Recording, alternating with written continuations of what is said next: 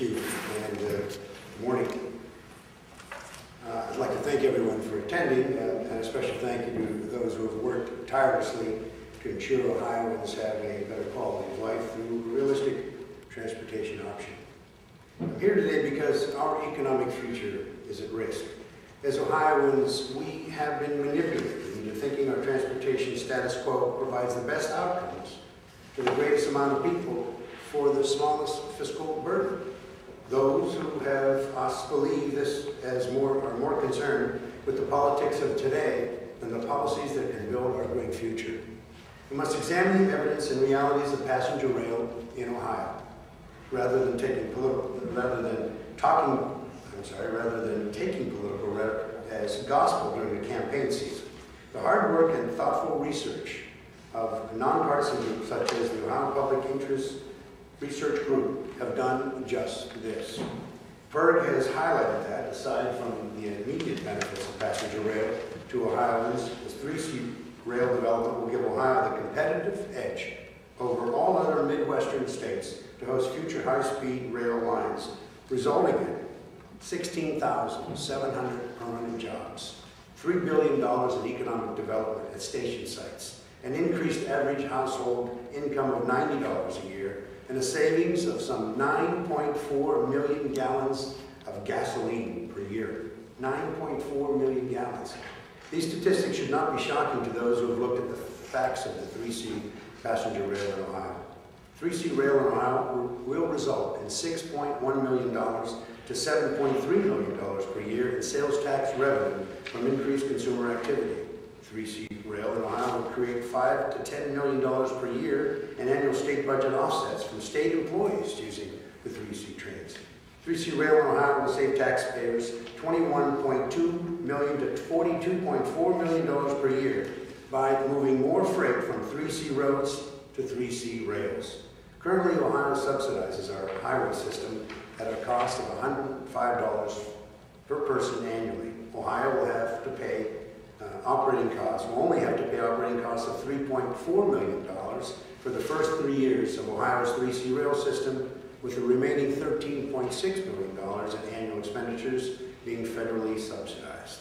This results in Ohio initially spending 29 cents annually per person, and by the time Ohio will have to fully pay for the total operation of the lines, we'll be spending $1.60 annually per person. Let's make sure we all understand that. Regardless of our individual political positions on federal subsidies, if Ohio does not use the remaining $375 million awarded to us for passenger rail, this money will be allocated to another state that willingly invests in their economic future. Finally, let me reiterate that I'm amazed, although I probably should not be, by the political rhetoric that Republicans have brought to this issue. Candidate for Governor John Kasich has flat out told Ohioans that if elected, 3C rail will not happen in Ohio. And with many Republican politicians running on the quote-unquote fiscal conservative platform, it is astounding that these so-called fiscal watchdogs fail to report that Ohio is wastefully spending millions more in highway transportation money as compared with the realized taxpayer savings of an updated rail system. Millions of dollars, which I might add, invest in billionaire oil conglomerates rather than investing in the economic future of the average Ohioans. The biggest personal slight for me from Republican politicians in an election year is that 4 years ago, my Republican colleagues in the Senate introduced and passed this resolution. I co-sponsored the Republican resolution. So did Senators Goodman, Cates, Niehaus, Carey, Grindale, Coughlin, Schuring, Senate President Bill Harris, and former Senators, now Representatives Amstutz, Gardner, Hottender, and Watchman.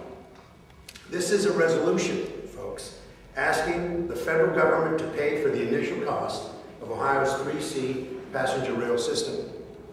You know, I don't know if some of these senators and former senators have been sniffing coal dust or just had a terrible case of the whatever popular now syndrome, but I can tell you two things for sure. Trains haven't run on coal for most of these members' lives, and I do remember when Republicans wanted to invest in Ohio. Also, I'd like to point out that these elected officials aren't helpless when it comes to investing in Ohio now. Some of these are the same people that sit on the controlling board and have tried to block the release of funds for passenger rail in Ohio. And these are the same folks that would have you believe that now is the worst possible budgetary time to look at new expenditures.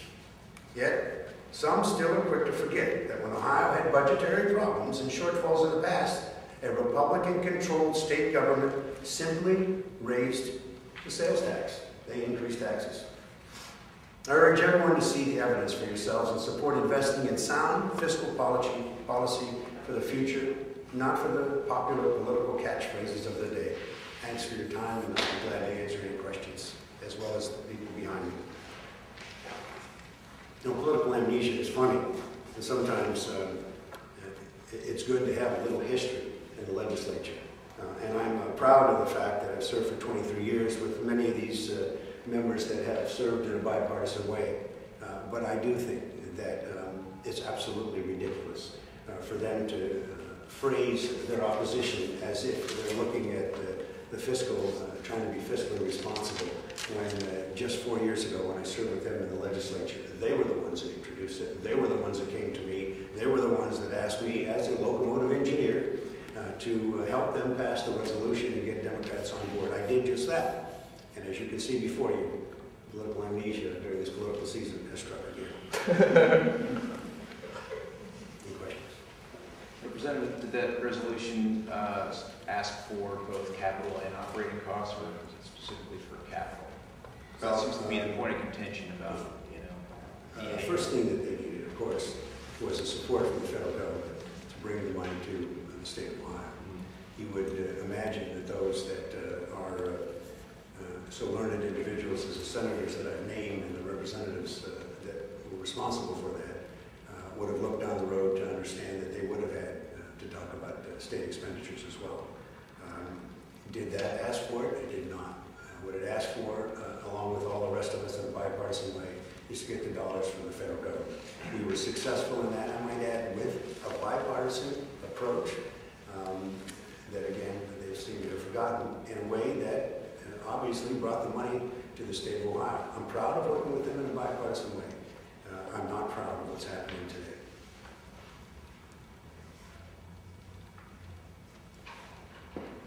Any other questions? Representative, you said that this will give Ohio an edge in hosting high-speed rail in the future. Can you go into that a little bit more? What kind of edge do you expect it to give us?